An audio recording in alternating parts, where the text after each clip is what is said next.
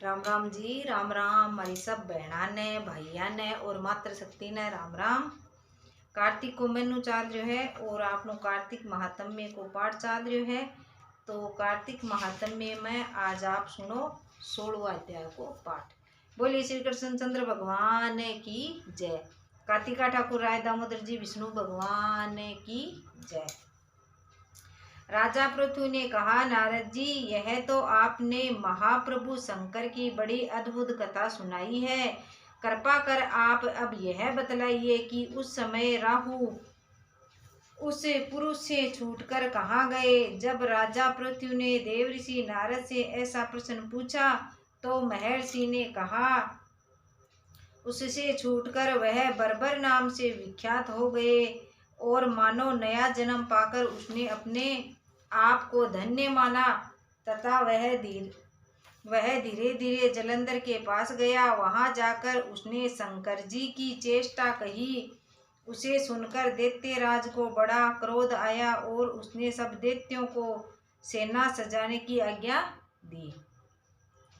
काल नेमी और शुंभ निशुंभ आदि सब महाबली दैत्य तैयार होने लगे।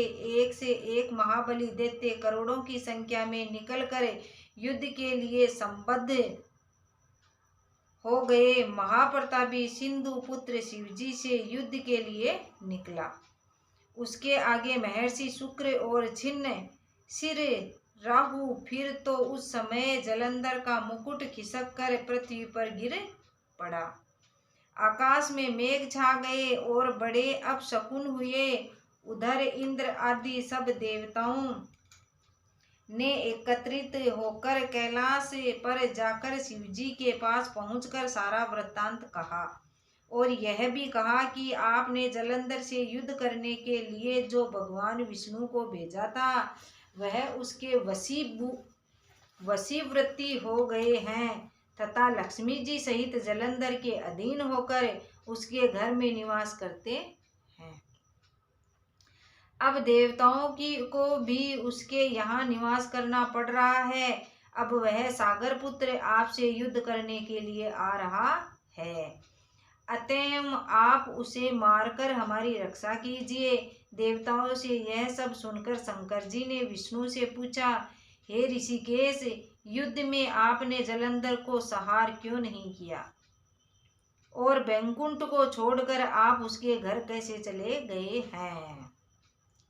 यह सुनकर विष्णु ने हाथ जोड़कर नम्रता से कहा, उसे आप अंशिवा लक्ष्मी का भाई होने के कारण नहीं मारा है। वह बड़ा ही वीर और देवताओं से अजय है। मैं सत्य कहता हूँ कि उसे कोई भी नहीं मार सकता।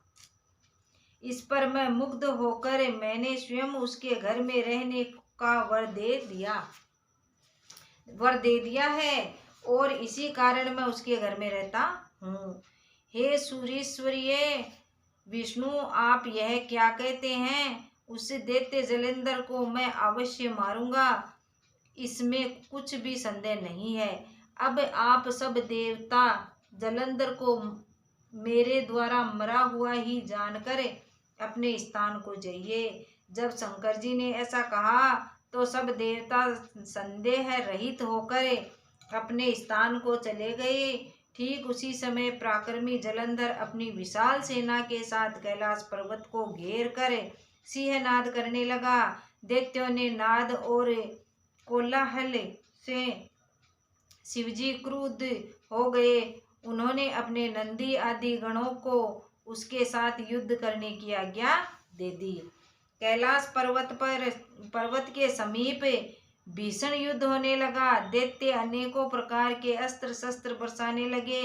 मेरी मृदंग शंख और तीरों, ट्रक, हाथी, घोड़े और रथों के शब्दों से पृथ्वी कांपने लगी। युद्ध में कटकर मरे हुए हाथी, घोड़े और पैदलों पर पहाड़ सा लग गया, जिससे कि युद्ध भूमि और भी आगमय हो गई। दैत्य के आश्चर्य श्री शुक्राचार्य जी अपने मृतक संजीवनी विद्या से सब दैत्यों को जिलाने लगे। यह देखकर शिवजी गण व्याकुल हो गए और उनके पास जाकर सारा वृत्तांत सुनाया। उसे सुनकर भगवान रुद्र के क्रोध की सीमा न रही। वह अपने भयंकर रूप से दिशाओं को प्रज्वलित करने लगे। फिर तो उस समय उनके मुख से एक बड़ी भयंकर कन्या उत्पन्न हुई, जिसकी दोनों जंघाएं ताल वृक्ष के समान थी। वह युद्ध भूमि में जाकर सब असुरों को चर्वण करने लगी। तब युद्ध भूमि में इस प्रकार विचरते हुए वह शुक्र जी के समीप पहुंची और उन्हें शीघ्र ही अपने उदर में विलुप्त कर लिया। फिर स्वयं भी अंतर ध्यान हो गई। शुक्र के गुप्त हो जाने से दैत्यों का मुख मलिन पड़ गया और वह युद्ध भूमि छोड़कर भाग गए। इस पर उनके शुंभ निशुंभ और कालनेमी आदि सेनापतियों ने अपने भागते हुए वीरों को रोककर शिव गणों पर बड़ा कठिन प्रहार करना प्रारंभ किया। और ऐसा ही शिवजी के नंदी आदि वीर गणों ने भी, जिनमें गणेश और स्वामी कार्तिक भी थे, अपने गणों को रोक रोक कर दैत्यों से भीषण युद्ध करना प्रारंभ किया। बोलिए कृष्णचंद्र भगवान की जय। राम राम जी, राम राम। हमारी सब बहना ने, भाइया ने और मातृ शक्ति ने राम राम। कार्तिक को मैनू चाद रहे है और आप कार्तिक महात्म्य चाद रहे है। तो कार्तिक महात्म्य आप सुनो 17वां अध्याय को पाठ। बोलिए श्री कृष्णचंद्र भगवान की जय। कार्तिका ठाकुर राय दामोदर जी विष्णु भगवान की जय। नारद जी ने कहा, उस समय शिवजी के गण प्रबल थे और उन्होंने जलंधर के शुंभ निशुंभ और महासुर कालनेमी आदि को पराजित कर दिया। यह देखकर सागर पुत्र जलंधर एक रथ पर, जिस पर की लंबी पताका लगी हुई थी, चढ़कर युद्ध भूमि में आगे घोर संग्राम करने लगा। उधर जयशील शंकर के गण भी युद्ध में तत्पर होकर गर्जने लगे। इस प्रकार दोनों सेनाओं के हाथी घोड़े शंख चक्र बेरी तथा दोनों ओर के वीरों के सिंहनाद से पृथ्वी त्रस्त हो गई। तत्पश्चात जलंधर ने कुहरे के सामने बाणों को फेंककर पृथ्वी से लेकर आकाश तक व्याप्त कर दिया और नंदी को 5, गणेश को 5 तथा वीरभद्र को एक साथ 20 बाण मारकर उनके शरीर को छेद दिया और मेघ के समान गर्जन करने लगा। यह देखकर रुद्रपुत्र कार्तिकेय ने भी दैत्य जलंधर को अपनी शक्ति उठाकर मारी और घोर गर्जन किया, जिसके आघात से वह पृथ्वी पर गिर पड़ा। परंतु वह इतना बली था कि शीघ्र ही उठकर खड़ा हो गया और क्रोधाविष्ट होकर कार्तिकेय पर अपनी गदा का प्रहार कर दिया। ब्रह्मा वरदान की सफलता के लिए शंकर पुत्र कार्तिकेय पृथ्वी पर सो गए। गणेश जी और नंदी भी व्याकुल होकर गदा प्रहार से पृथ्वी पर गिर गए। वीरभद्र का सिर फट गया और बहुत सा रक्त बहने लगा। वीरभद्र को पृथ्वी पर गिरा देखकर शंकर के गण चिल्लाते हुए संग्राम भूमि छोड़कर बड़े वेग से भागने लगे। बोलिए श्री कृष्णचंद्र भगवान की जय। कार्तिका ठाकुर राय दामोदर जी विष्णु भगवान की जय। कार्तिक को मैनू चाद रहे है और आप लोग कार्तिक महात्म्य को पाठ भी चाद रहे हैं। तो आज आप सुनो कार्तिक महात्म्य को 18वां अध्याय। बोलिए श्री कृष्णचंद्र भगवान की जय। कार्तिका ठाकुर राय दामोदर जी विष्णु भगवान की जय।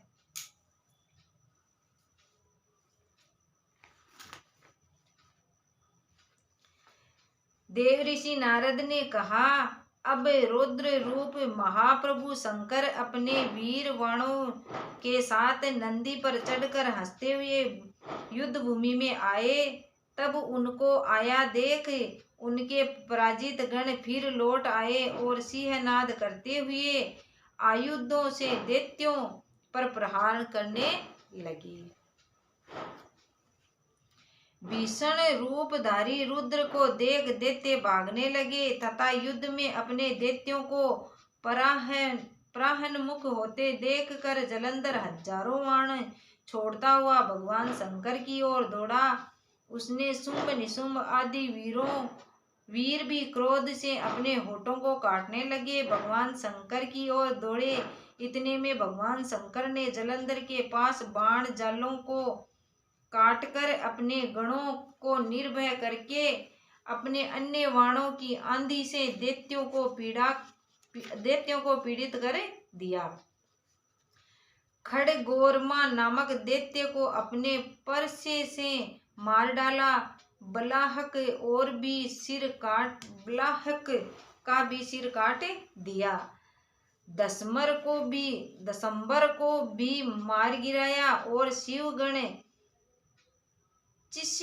चिशिखा ने प्रचंड नामक दैत्य का सिर काट डाला।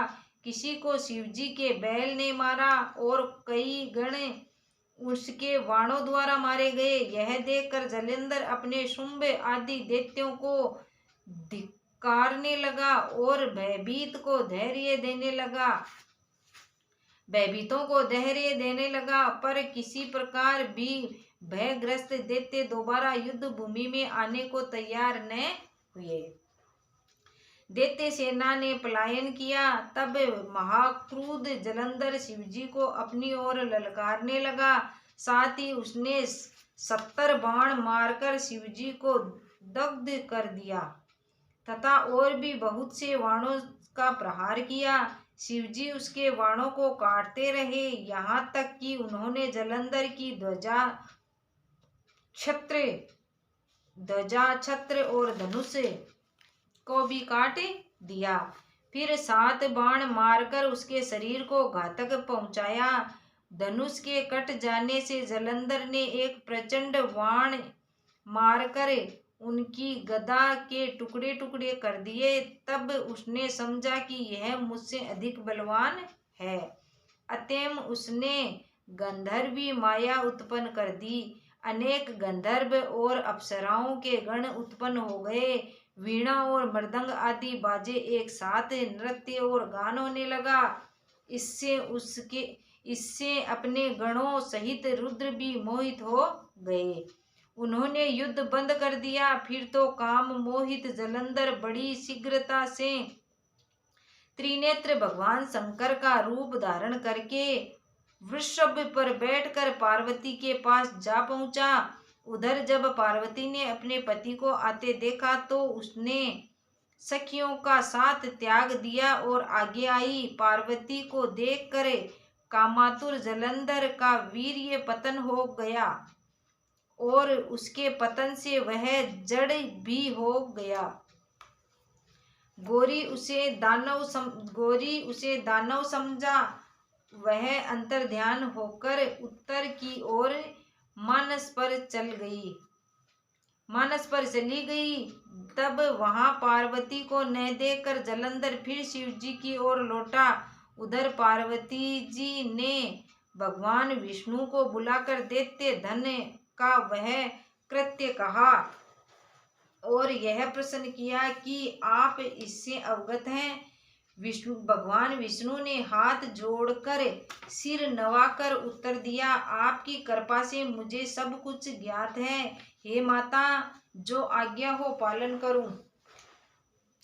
जगत माता ने विष्णु जी से कहा, उस दैत्य ने जो मार्ग खोला है उसका अनुसरण उचित है। मैं तुम्हें आज्ञा देती हूँ कि तुम जाकर उसकी स्त्री का पतिव्रत भ्रष्ट करो, वह दैत्य तभी मरेगा।